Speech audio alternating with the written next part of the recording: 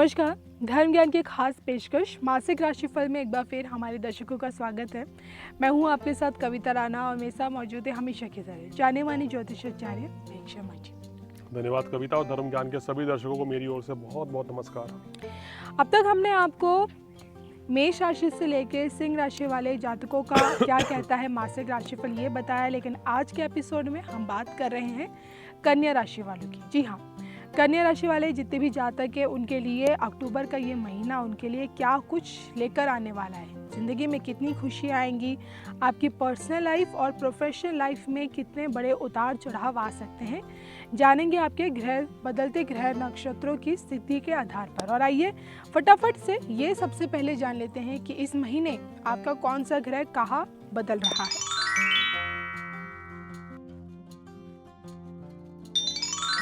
देखिए, कन्या राशि की कुंडली है, लगन में सूर्य आपके आ गए हैं, ये बात ध्यान रखिए।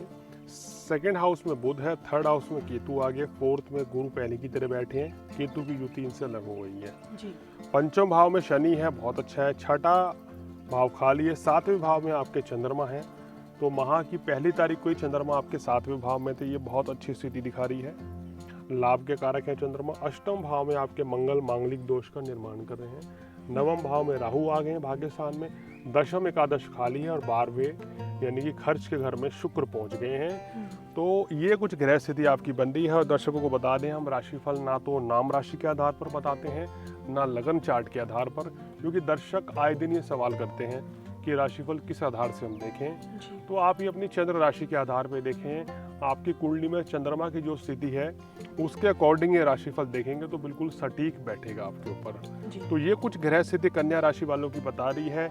इस माह लाभ भी मिलेगा, थोड़ा संघर्ष भी करना पड़ेगा, थोड़ी तनावपूर्ण स्थितियाँ भी रहेंगी, थोड़ा खर्च भी होगा, तो बड़ा मिला जुला सा आपके लिए ये महीना रहता हुआ नजर आ रहा है। लेकिन कन्या राशि वाले बहुत सहनशील होते हैं, बहुत हिम्मती होते हैं, तो ये इन दोनों चीज़ों के बलबूते पर आगे बढ़ेंगे।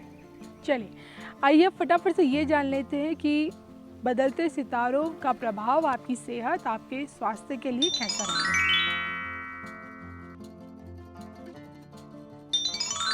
देखिए, आपके स्वास्थ्य के दृष्टिकोण से ये समय आपके लिए बड़ा अच्छा रहेगा। स्वास्थ्य संबंधी कोई परेशानी नहीं रहेगी, किसी तरह की कोई बड़ी समस्या नहीं है। जिन लोगों को कोई पुरानी बीमारी है वो भी इस माह स्वस्थ रहेंगे, कोई बड़ी दिक्कत नहीं आने वाली है।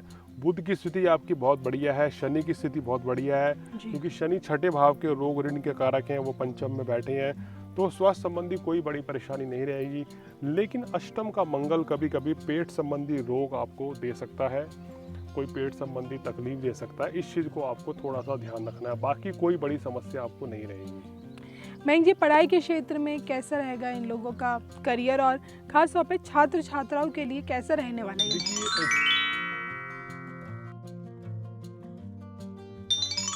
जो लोग पढ़ाई लिखाई इस समय कर रहे हैं, क्योंकि शनि पंचम में बैठ गए हैं, और कुछ उन लोगों की बात कर रहा हूँ जो IAS, IPS, UPSC या CA की तैयारी कर रहे हैं, MBA करना चाह रहे हैं, उसकी कंपटीशन है, या MBBS की तैयारी कर रहे हैं, सिविल इंजीनियरिंग की तैयारी कर रहे हैं, तो जो लंबी पढ़ाई की तैयारी कर रहे हैं उनके लिए समय बहुत अच्छा है, उनको बहुत अच्छी सफलता मिलेगी। अगर अभी आने वाले कुछ महीनों में भी, इस महीने से छोड़ी आने वाले कुछ महीनों में भी कोई परीक्षा है तो भी आपको बड़ा लाभ मिलेगा, बड़ी सफलता मिलेगी।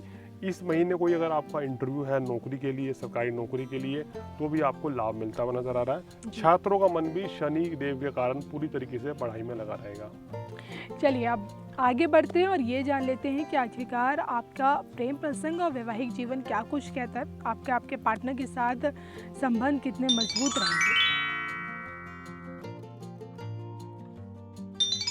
देखिए, प्रेम संबंध तो आपके बहुत अच्छे रहते हुए नजर आ रहे हैं, लेकिन वैवाहिक जीवन में तनावपूर्ण स्थितियां बनी हुई हैं, क्योंकि लगन में सूर्य सप्तम भाव को देख रहा है जी।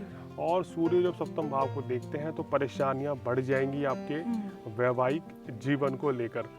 और दूसरी बात यह है कि अष्टम भाव का जो मंगल है वो भी मांगलिक दोष के कारण तनावपूर्ण स्थितियां पैदा कर रहा है, तो थोड़ा सा सावधानी बरतनी चाहिए। जीवन साथी के साथ व्यर्थ के वाद विवाद से आपको बचना चाहिए, अन्यथा आपको परेशानी का सामना करना पड़ सकता है। चलिए अब आगे बढ़ते हुए ये जान लेते हैं कि कन्या राशि वाले जितने भी जातक हैं, अगर वो जॉब्स कर रहे हैं तो वहाँ उन्हें कितनी प्रमोशन और डिमोशन का सामना करना पड़ सकता है, और अगर उनका खुद का बिजनेस है तो उन्हें कितना नफ़ा नुकसान देखना पड़ सकता है। अगर फिर कुछ नया करने की सोच रहे हैं तो क्या उनके लिए अक्टूबर का ये महीना ठीक रहेगा?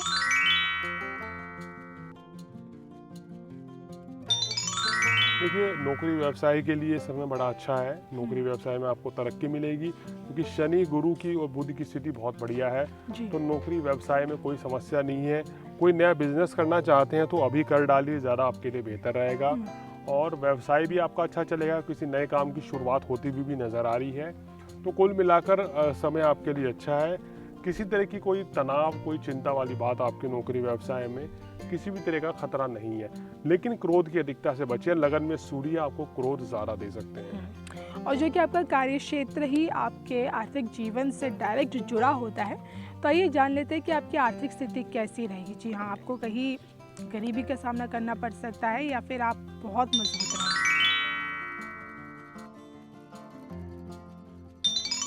देखिए, आर्थिक स्थिति, धन का कारक ग्रह शुक्र 12वें घर में है। धन तो आएगा बहुत ज़्यादा, बुध भी बैठ गए हैं, लेकिन खर्च बहुत अधिक होगा। ये खर्च आपका भोग विलासिता में, सुख साधन में ज़्यादा खर्च हो सकता है। कोई नुकसान वाली बात नहीं है। तो इसलिए धन भी आएगा पर उसी के हिसाब से खर्च भी होता हुआ नजर आ रहा है। भाग्य भी आपका इस समय अच्छा साथ देता हुआ नजर आ रहा है। मैं जी बात आएगी थी आपके भाग्य की, तो मैं ये जानना चाहती हूँ कितना प्रतिशत भाग्य इन लोगों का साथ देगा? देखिए, बुध की स्थिति बहुत अच्छी है, राहु भाग्य स्थान में बैठे हैं, तो भाग्य आपका 80% इस महीने आपके साथ है। मेहनत करेंगे तो बड़ी सफलता निश्चित रूप से आपको मिलेगी। मैं जी क्या क्या सावधानी लोगों को बरतनी चाहिए?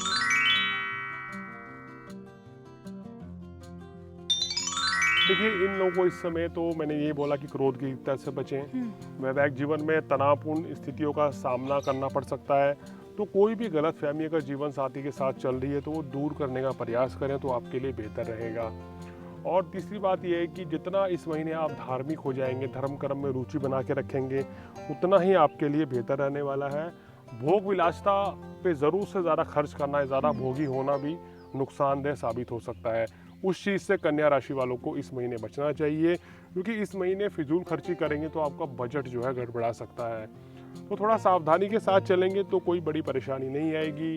क्रोध की अधिकता से बचेंगे। तो कहते हैं ना कि क्रोध हमारा सबसे बड़ा शत्रु है। बिल्कुल। और अगर हम क्रोध करते हैं तो सबसे ज़्यादा नुकसान हमें ही भुगतना पड़ता है।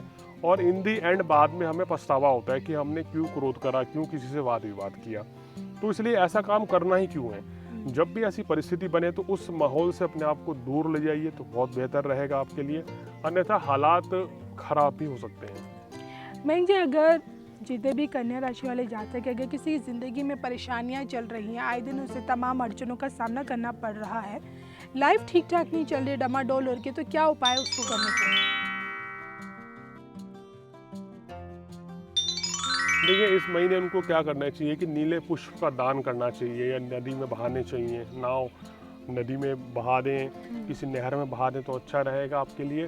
सूर्य को जल देना आपके लिए शुभ रहेगा।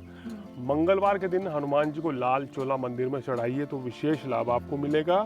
तो ये अगर उपाय करेंगे, रविवार के दिन गुड़ या गेहूं का दान करें, 1.25 किलो गुड़ 1.25 किलो गेहूं का दान करेंगे तो शुभ फलों में आपकी वृद्धि होती चली जाएगी। तो ये हमने एक एक करके मैंग जी से ये जान लिया कि इस महीने खास तौर पे कन्या राशि वालों को का क्या कहता है मासिक राशिफल, सब कुछ कैसा आपका रहने वाला है। इसी के साथ मुझे और मयंक शर्मा जी को दीजिए इजाज़त। लेकिन जाते जाते जैसे कि मैं हमेशा अपने दर्शकों को याद दिलाती हूँ, कोई भी सवाल हो, ज्योतिष शास्त्र से संबंधित कुछ भी पूछना हो या फिर आप अपने घर के वास्तु से संबंधित कुछ डिस्कस करना चाहते हो तो बेझिझक स्क्रीन पर दिख रहे इस नंबर के जरिए आप मयंक जी से संपर्क कर सकते हैं। इसी के साथ हम दोनों को दीजिए इजाज़त। नमस्कार।